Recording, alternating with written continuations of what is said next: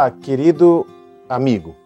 Nas duas aulas que seguem, a de hoje e a próxima, abordaremos dois assuntos que estão intimamente relacionados: o dízimo e as ofertas.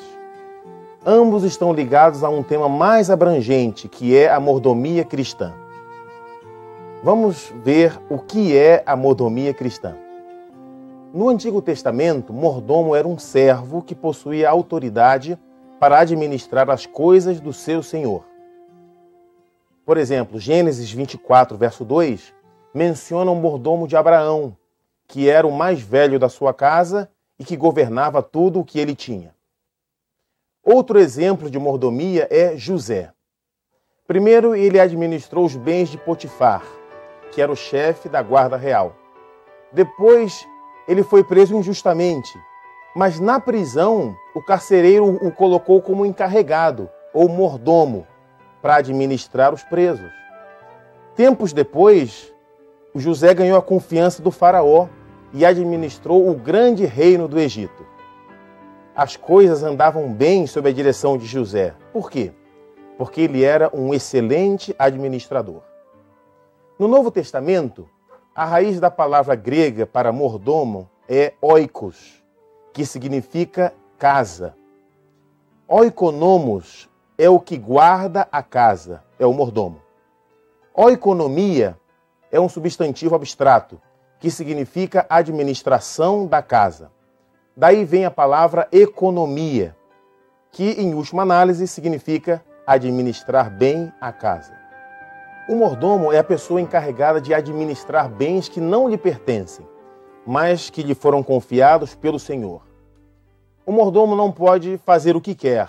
Não pode, por exemplo, destruir ou dissipar os bens, mas deve administrá-los no interesse e de acordo com a vontade de quem? Do Senhor. Então, mordomia cristã é administrar os bens que Deus nos dá, mas não administrar segundo a nossa vontade, mas de acordo com a vontade do doador. Existem 4 razões que fundamentam a doutrina da mordomia cristã. Em primeiro lugar, Deus é o Criador. No princípio criou Deus os céus e a terra. Gênesis 1, 1. A primeira verdade bíblica é o fato de que Deus é o Criador. Salmo 33, 6 diz que os céus foram feitos pela palavra do Senhor. Ele falou e tudo se fez. Deus criou não apenas os céus, a terra e o mar. Tudo o que tem fôlego também é obra das suas mãos. A raça humana foi criada por Deus. Gênesis 2,7 diz que o Senhor Deus formou o homem do pó da terra. A segunda razão é que Deus é o mantenedor. Deus não apenas nos criou, mas Ele também nos mantém. Depois de criar a terra e tudo que nela há, Deus não abandonou o planeta à sua própria sorte. O Deus que fez o mundo e tudo o que nele há, sendo Ele Senhor do céu e da terra, não habita em templos feitos por mãos de homens, nem tampouco é servido por mãos humanas, como se necessitasse de alguma coisa, pois Ele mesmo é quem dá a todos a vida, a respiração e todas as coisas. Atos 17, 24 e 25. As batidas do meu coração não acontecem por acaso. É Deus que mantém a minha vida. Ele me sustenta. Ele provê o ar que eu respiro. A terceira razão é que tudo pertence a Deus. Se Deus criou tudo e sustenta todas as coisas, então tudo pertence a Ele. Pois meus são todos os animais do bosque, e as alimárias aos milhares sobre as montanhas. Se eu tivesse fome, não tu diria, pois o mundo é meu e tudo quanto nele se contém. Salmo 50, 10 a 12. Outro texto da Bíblia confirma esse pensamento. De Jeová é a terra e a sua plenitude, o mundo e os que nele habitam. Salmos 24, 1. Por que Deus é o dono de tudo? Porque Ele é o Criador e é o mantenedor. Ele fez o céu, a terra, o mar e tudo o que neles há e mantém todas as coisas sob o seu controle. Deus também é o dono da riqueza.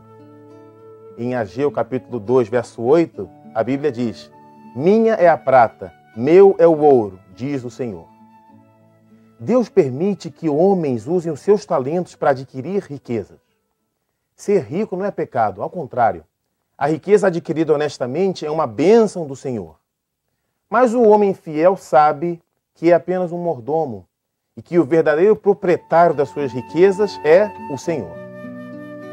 A quarta razão é que tudo vem de Deus. Estamos falando das boas coisas. As coisas que não prestam, obviamente, não vêm de Deus. Mas a Bíblia diz em Tiago 1,17 que toda boa dádiva, todo dom perfeito vem do Pai das luzes. Então, tudo de bom que acontece na sua vida vem de quem? De Deus. Agradeça a Deus todos os dias. Normalmente, as pessoas medem as bênçãos pelo sucesso financeiro, mas a riqueza é apenas uma das bênçãos. Existem outras bênçãos que não se medem com dinheiro. Por exemplo, o tempo é uma bênção, é um dom de Deus. E Ele pede que o administremos de acordo com a sua vontade. Em que gastamos a hora do dia? Como administramos o nosso tempo? Isso é uma questão de mordomia. Deus pede que devolvamos a Ele uma porção do nosso tempo. Por exemplo, dos 7 dias da semana, Deus pede que lhe devolvamos um dia, o sábado. Já estudamos sobre o sábado em aulas anteriores. Mas hoje o assunto é o dízimo. O dízimo também deve ser devolvido a Deus. O primeiro dizimista foi Abraão. Abraão era um homem muito rico e ele compreendeu o princípio da mordomia. Ele compreendeu que o Senhor o havia criado e que o Senhor mantinha a sua vida. Ele enfrentou situações diversas, mas obteve muitas vitórias. Abraão percebeu que todas as suas vitórias vinham do Senhor. A Bíblia diz que certa vez, após obter uma grande vitória militar, Abraão trouxe ao Senhor uma porção do espólio de guerra. Ora, Melquisedeque, rei de Salém, trouxe pão e vinho, pois era sacerdote do Deus Altíssimo. E abençoou Abraão, dizendo: Bendito seja Abraão pelo Deus Altíssimo, o Criador dos céus e da terra. E bendito seja o Deus Altíssimo, que entregou os teus inimigos nas tuas mãos. E Abraão deu-lhe o dízimo de tudo. Gênesis 14, 18 a 20. Aqui temos o primeiro registro sobre o dízimo na Bíblia. Notem que Abraão não devia nada a Melquisedeque. Ele tinha uma dívida com Deus, porque Deus lhe abençoava ricamente. Abraão deu o dízimo a Deus, na pessoa de Melquisedeque. Melquisedeque era um representante de Deus. E esse ponto é importante, porque quando entregamos o dízimo à igreja, na verdade o estamos dando para Deus. A igreja é a agência, é a embaixada de Deus na terra. Agora vamos definir precisamente o que é o dízimo. A palavra dízimo significa 1/10. De todas as riquezas que eu recebo, eu devolvo 1/10 ao Senhor, como reconhecimento de que Ele me criou e me sustenta e de que tudo o que eu tenho é dele. Os patriarcas entenderam o princípio da mordomia cristã. Jacó, por exemplo, fez o voto de devolver o dízimo ao Senhor. Fez também Jacó um voto, dizendo: Se Deus for comigo e me guardar neste caminho que vou seguindo, e me der pão para comer e vestes para vestir, de modo que eu volte em paz à casa de meu pai. E se o Senhor for o meu Deus, então esta pedra, que tenho posto como coluna, será a casa de Deus. E de tudo quanto me deres, certamente te darei o dízimo. Gênesis 28, 22. Jacó estava aflito. Fez um pedido e Deus atendeu. Então, em gratidão, Jacó devolveu o dízimo. Ele tornou-se um dizimista e foi fiel nos dízimos durante toda a sua vida. O resultado é que ele foi ricamente abençoado por Deus. A doutrina do dízimo encontra-se claramente estabelecida na Bíblia. Também todos os dízimos da terra, quer dos cereais, quer do fruto das árvores, pertencem ao Senhor. Santos são ao Senhor. Levítico 27, 30. Então o dízimo não é meu, é do Senhor. Na verdade, tudo o que eu tenho é do Senhor. Mas a Bíblia diz que o dízimo é santo ao Senhor, ou seja, é separado para Deus. Então Deus me dá 100%, mas Ele me autoriza a administrar apenas 90%. Nos 10% que são dele eu não mexo, apenas devolvo. Os israelitas calculavam o dízimo sobre a renda que obtinham da produção agrícola e mesmo dos negócios com animais. O dízimo deve ser calculado sobre a renda produzida em qualquer operação econômica. O princípio é o seguinte: se você auferiu renda de alguma forma, 10% do que você ganhou pertence ao Senhor. Hoje em dia, a maioria das operações econômicas são feitas ou são medidas em dinheiro. Pode ser que você ganhe um salário, então 10% do seu salário é do Senhor. Pode ser que você ganhe comissão por alguma venda, então 10% da comissão é do Senhor. Vamos supor que você tenha recebido uma herança. Você não fez nada para recebê-la, mas o seu patrimônio aumentou. Você auferiu renda. Então 10% da herança que você recebeu é do Senhor. Você obteve lucros em seus negócios, graças a Deus. Então 10% do seu lucro é do Senhor. Na verdade, 100% da sua renda é do Senhor, mas 10% devem ser devolvidos pontualmente. Agora nós vamos ver para que fins o dízimo deve ser empregado. Em Israel, o dízimo era destinado exclusivamente ao sustento dos levitas. Eis que aos filhos de Levi tenho dado todos os dízimos em Israel por herança, pelo serviço que prestam, o serviço da tenda da congregação. Números 18, 21. Os levitas eram responsáveis pelo serviço no templo. Ao contrário de outras tribos, eles não receberam terras por herança. O trabalho dos levitas era privilegiado. Eles andavam na presença do Senhor, ministrando no templo. Eles não trabalhavam em troca de um salário, nem mantinham seu próprio negócio. O sustento deles provinha do dízimo. Quem se dedica a trabalhar na obra do Senhor deve viver do dinheiro do Senhor. No Novo Testamento, o apóstolo Paulo aplica esse conceito aos pregadores da palavra de Deus. Não sabeis vós que os que administram o que é sagrado comem do que é do templo? E que os que servem ao altar participam do altar? Assim ordenou também o Senhor aos que pregam o Evangelho, que vivam do Evangelho. 1 Coríntios 9, 13 e 14. Então o dízimo deve ser usado para o sustento dos pastores e missionários, que são os levitas de hoje. Eles servem diretamente no serviço sagrado, pregando o Evangelho e cuidando do rebanho do Senhor. Agora uma pergunta chocante. Será que é possível roubar a Deus?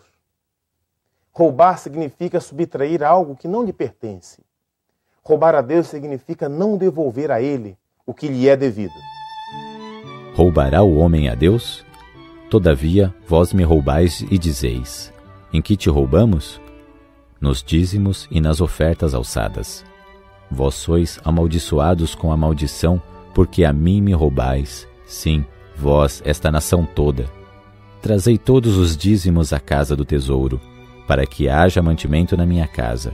E depois, fazei prova de mim, diz o Senhor dos Exércitos, se eu não vos abrir as janelas do céu, e não derramar sobre vós tal bênção, que dela vos advenha a maior abastança. Malaquias 3, 8 a 10. O texto de Malaquias 3, 8 a 10 revela a seriedade com que Deus considera a questão dos dízimos e ofertas. O povo de Israel estava sendo infiel. Utilizavam o dízimo para o seu próprio benefício. Então Deus disse que eles o estavam roubando e que essa era a causa das derrotas da nação. O texto disse: vós sois amaldiçoados com a maldição, porque a mim me roubais. Entretanto, na medida em que repreendia o povo, Deus lhes revelava o seu amor e a sua misericórdia. Ele lhes ofereceu bênçãos abundantes. Trazei todos os dízimos à casa do tesouro e provai-me, disse Deus, se eu não vos abrir as janelas do céu e derramar sobre vós grandes bênçãos. A fidelidade nos dízimos é um fator de bênção. O dizimista é uma pessoa abençoada. Deus desafiou o povo de Israel. Ele disse: provai-me. Não se trata de cobrar ou exigir algo de Deus. A teologia da prosperidade coloca o homem como um credor de Deus. Ela diz que nós podemos exigir que Deus nos cubra de riquezas. Mas a Bíblia não apoia esse conceito. Nós sempre seremos devedores para com Deus, nunca credores. Temos o privilégio de pedir algo a Deus, não cobrar. Quando Deus diz, provai-me, Ele está desafiando o seu povo a fazer uma experiência verdadeira de fidelidade nos dízimos. E esse desafio é dirigido a nós hoje. O Senhor lhe convida hoje, querido amigo, a ser fiel nos dízimos. Separe todos os meses 1/10 da sua renda. Não mexa nesse dinheiro, ele é sagrado. 90% com Deus vale mais do que 100% sem Deus. Descubra qual é a igreja de Deus na terra e entregue o dízimo a ela. Essa é a sua parte a fazer. E em breve você irá perceber que Deus cumpre a sua promessa. As janelas do céu se abrirão sobre você e muitas bênçãos serão derramadas sobre a sua vida. Amém. São as palavras do bom Salvador, a trazer-me dízimo ao tesouro. Aclamai a Cristo, Mestre Criador, ofertai-lhe vosso ouro. Ao trazer-me o dízimo ao tesouro, provai-me, disse o Senhor Jeová, nos bens terrestres em nosso ouro, abundantes bênçãos Ele porá. Vosso coração por certo irá sentir que com santo dízimo e ofertas A mensagem almas poderão ouvir, encontrar a senda certa. Ó, trazer